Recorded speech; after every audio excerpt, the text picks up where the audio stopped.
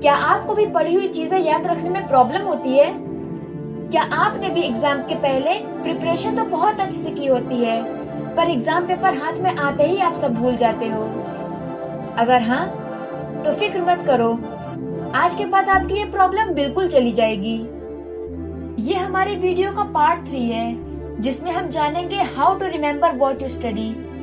इस video series का part 1 और पार्ट 2 आपको वीडियो के एंड में मिल जाएगा। तो आज मैं आपको बताने वाली हूँ 4 ऐसी हैबिट्स जिन्हें यूज करके आपको पढ़ा हुआ हमेशा याद रहेगा।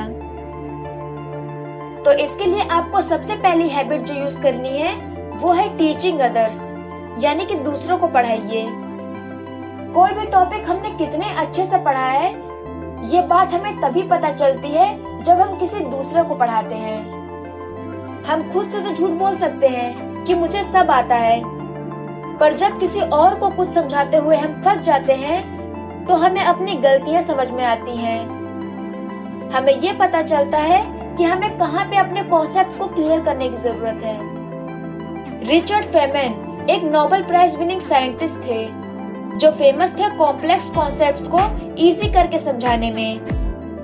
उनका कहना था कि अगर आप कोई कॉन्सेप्ट बच्चों को नहीं समझा सकते हो तो इसका मतलब है कि आपने उस कॉन्सेप्ट को अच्छे से समझा ही नहीं। रिचर्ड फेमन टेक्निक के 4 स्टेप्स हैं, जिसमें सबसे पहला है स्टडी द टॉपिक, यानी कि टॉपिक को पढ़ो। दूसरा स्टेप है teach that topic to someone and use simple language, यानी कि जो भी टॉपिक आपने पढ़ा है उसे किसी दूसरे को पढ़ाओ, या ऐसा इमेजिन करो कि आप किसी दूसरे को पढ़ा रहे हो, और वो भी एकदम सिंपल लैंग्वेज में, ताकि कोई बच्चा भी उसे समझ पाए। तीसरा स्टेप है note down your knowledge gaps, यानी कि जब आप किसी टॉपिक को एक्सप्लेन कर रहे हो तो आप ये नोटिस करो कि आप कौन सी जगह समझाने में फंस रहे हो और आपको कहाँ प्रॉब्लम आ रही है।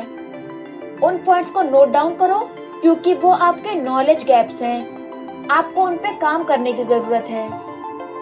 चौथा स्टेप आता है फिल योर नॉलेज गैप, यानी कि जहाँ भी आपके नॉलेज गैप है उस चीज को आप दोबारा से पढ़ो, ताकि आपके जो नॉलेज गैप है वो फिल हो पाए।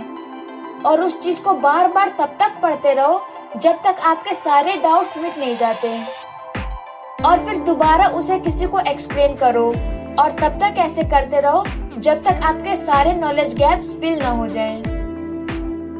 दूसरी हैबिट जो आपको सब कुछ पढ़ा हुआ याद रखने में मदद करेगी वो है प्रैक्टिस रिमेम्बरिंग।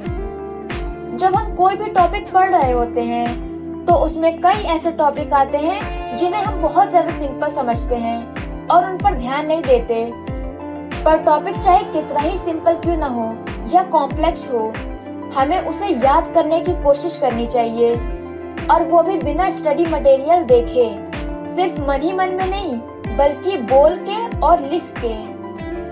बिना देखे रिवाइज करने से हमें ये पता चलता है कि हमें सच में चीजें कितनी याद हैं।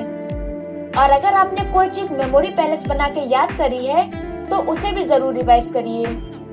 और अगले दिन कोई भी नया टॉपिक पढ़ने से पहले आपने पहले दिन जो पढ़ा था उसको रिवाइज करिए। और अगर आप उसमें से कुछ भूल जाएं तो उसे रोज पढ़ना शुरू करिए, तब तक जब तक आपको वो चीज याद ना हो जाए।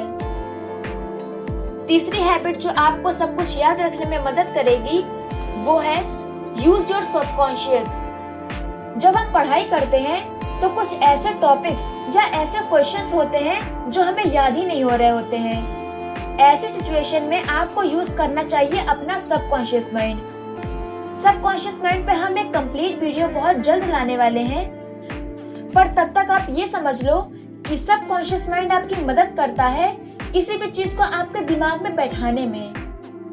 तो जो भी कॉन्सेप्ट्स आपको पढ़ते टाइम मुश्किल लग रहे हो या याद नहीं हो रहे हो, उनको आप अपनी आवाज में रिकॉर्ड कर लीजिए और उसे रात को सोने से पहले या सुबह उठने के बाद रोज सुनिए, क्योंकि सोते समय हमारा सबकॉन्शियस माइंड ज्यादा एक्टिव रहता है और जो भी काम हमने सोने से पहले किया होता है वो हमारे मन में स्टोर हो जाता है। पर अगर आपको सोते समय ये सुनना डिस्ट्रैक्टिंग लगे तो आप सुबह उठने के बाद इसे सुन सकते हो, क्योंकि इन दोनों ही टाइम पे हमारा सबकॉन्शियस माइंड बहुत ज्यादा एक्टिव रहता है। चौथी हैबिट जो आपको सब कुछ याद रखने में मदद करेगी वो है अप्रोच विद कॉन्फिडेंस।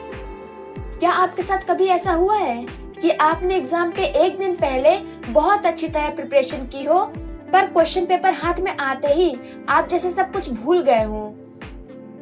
ऐसी सिचुएशन में पूरे कॉन्फिडेंस के साथ आप अपना आंसर लिखना शुरू करिए, क्योंकि कई बार ऐसा होता है कि हमें आंसर लिखते लिखते ही जो सही आंसर होता है वो याद आ जाता है। और कभी कभी ऐसा भी होता है कि हम इतने नर्वस हो जाते हैं कि अगर कोई हमसे हमारा नाम भी पूछ ले तो हम वो भी बोलने में हड़बड़ा जाते हैं। तो इस वीडियो में हमने 4 ऐसी हैबिट सीखी जिनसे हमें पढ़ा हुआ हमेशा याद रहेगा।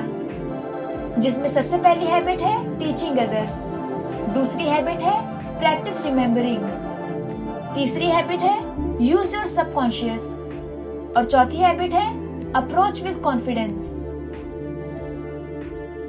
मैं प्रेरणा हूँ।